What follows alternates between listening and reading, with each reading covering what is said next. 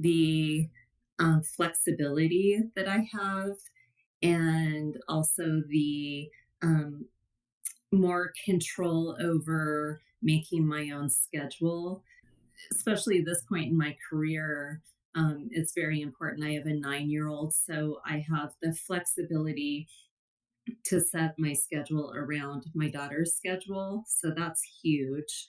For me, the number one thing is I get to make my own schedule, and I get to work with the types of patients that I want. So if I want to take only pelvic health patients, I can do that. But it's given me the freedom to start this private practice on the side and develop myself as a professional.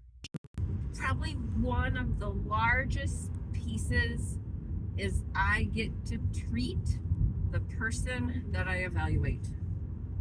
And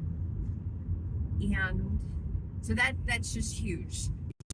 The second aspect is I no longer have to hear from corporate why productivity needs to be more, why you need to do group therapy, why you can't charge this code anymore, why you can't see these clients anymore. It's my choice. It's your patient.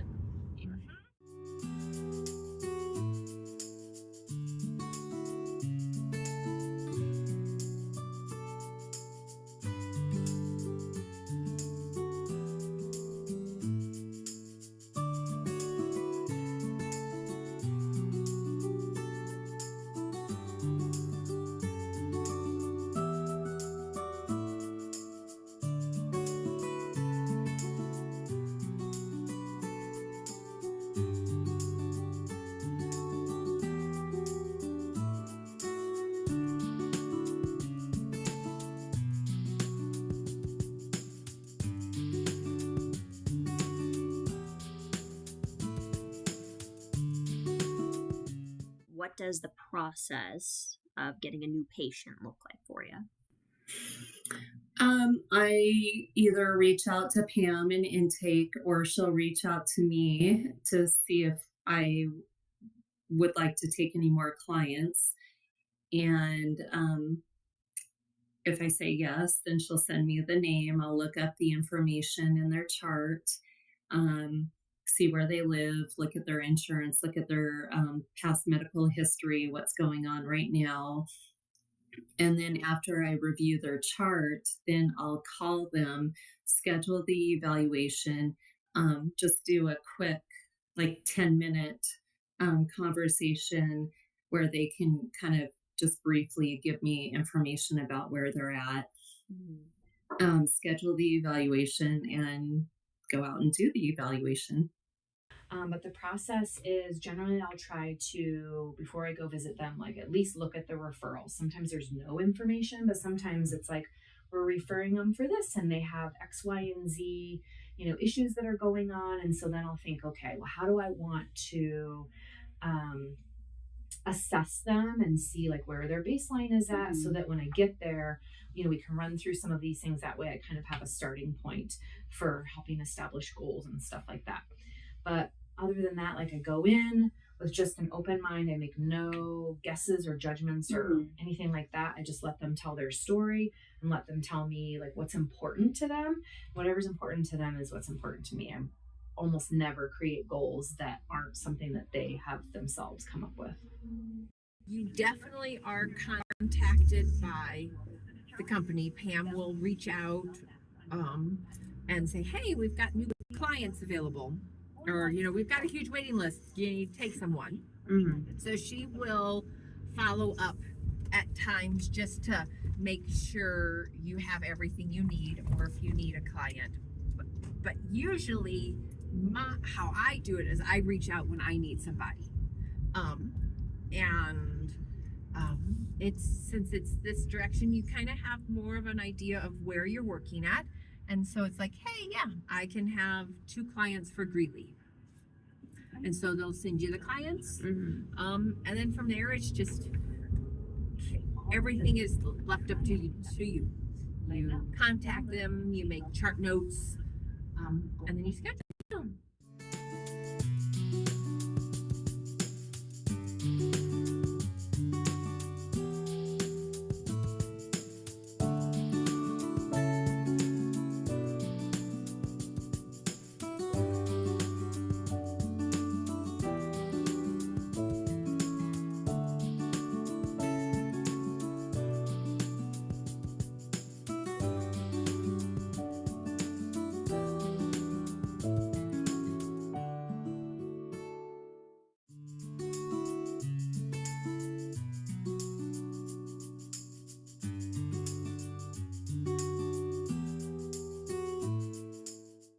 do you plan your schedule or path or even just your day?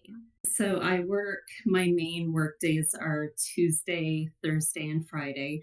So I clump um, my patients on Tuesday in a certain area. So on Tuesday, they're um, on the south, more on the south side. Um, and then on Friday, they're more on the north side. So I try to clump them location wise on the same day so that I'm not driving all over the city. Right. And then I just, coordinate the times and I leave myself drive time. So usually 15 minutes or a half hour between clients. Mm-hmm. When I'm in search from like the very first appointment I have with somebody, so once Covell sends me somebody, I will look first to see, where are they at on my map? Like I have a full on like map drawn out with all my patients. So where do they kind of fit in with people that are maybe already seeing in that area? For me, it's important to be balanced in work and life. So I try not to zigzag all over town. I try to do an out and back or a circle. So where do they fit in?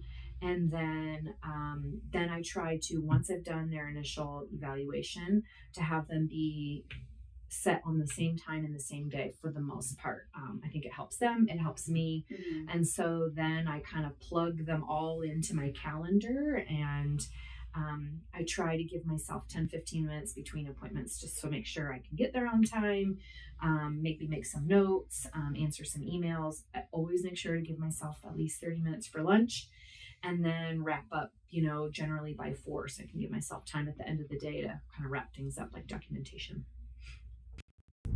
When I first started, I used MapQuest to try to figure out where all the clients were and put them together that way. Mm-hmm. Because I inherited a full caseload. Once your caseload's evolving, it's a little bit more challenging, I think. But again, I try to keep them as much clustered as possible. Mm-hmm. Because that's the way you're going to be as efficient with your day. I also try to keep everybody on a very consistent schedule. I try to keep the same days, same times, and that's the established time. In essence, as the week starts for this week on Monday, I'm already established really for the most part every day what the schedule is next day. Mm-hmm. So it's Monday clients are already scheduled for next Monday. Tuesday clients, I have it written down, and then I just have to check to see if they have doctor's appointments.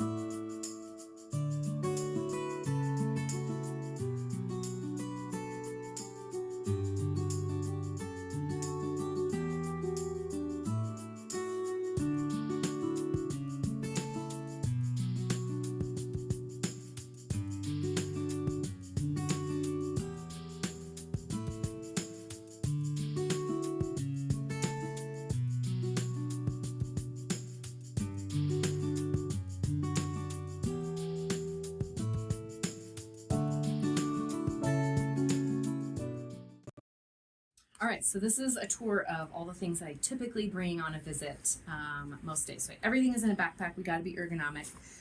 So I have things like an oxygen and a heart rate monitor, just to kind of see, what's happening with people's heart when we're doing exercises before and after. A tape measure. This helps me to determine, how far somebody might be walking, or for some assessments like the tug, where we need to be making sure they're walking a certain distance. So this is super helpful. Gloves, in case I need to be working on people's feet or touching their body at all, or, helping them clean up after themselves during a bowel movement.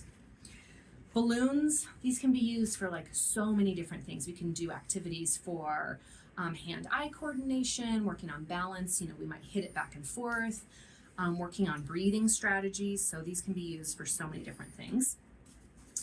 And then a pack of cards. I also like to use these for a million different things. So sometimes it might be things like working on memory if we're playing certain games, or I might put the cards on the table and we're playing Go Fish, and then we have to reach and really use abdominals and core and things like that to reach for cards.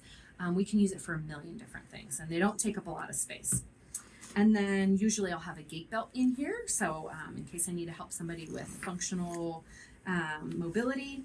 And then always with the laptop for taking notes and just kind of checking in on their charts and keeping track of progress.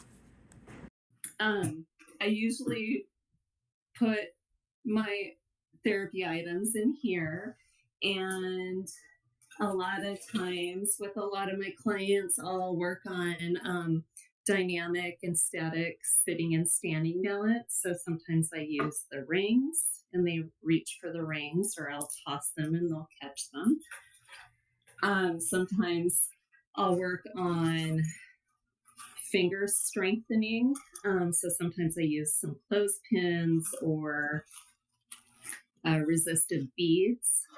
Let's see what else is in here. Basically, what I do is I look at all the treatments for that day and I plan the activities ahead of time, and then I just throw the activities in my bag. It's almost standard. You've got your balance pads, which also for me double as chair elevators, so I can put them on their chairs and elevate their seat heights. I have foam rolls because it works out quite well as like a stepping over technique. I have some of your very basic weights for some of your upper extremity testing, and then just ankle weights just to use for people. Same type of thing, but this is a ladder. Because I'm terrible measuring distance when you walk outside, this measures it for me. And then I have my standard bag that I always carry, and it just has my goniometer and TheraBands and balloons and rubber bands and gait belts, vitals, some nice rings, cones. What else do I have in here? Tape. Oh, I did have one of these. A tennis ball for massage. Resisted balls for like hand grip strength if I need to do something like that. And then off to the side, I just have an air disc that I can use different things for, whether they're sitting on it. That's mostly my clients sitting on it instead of standing on it. And then a step stool.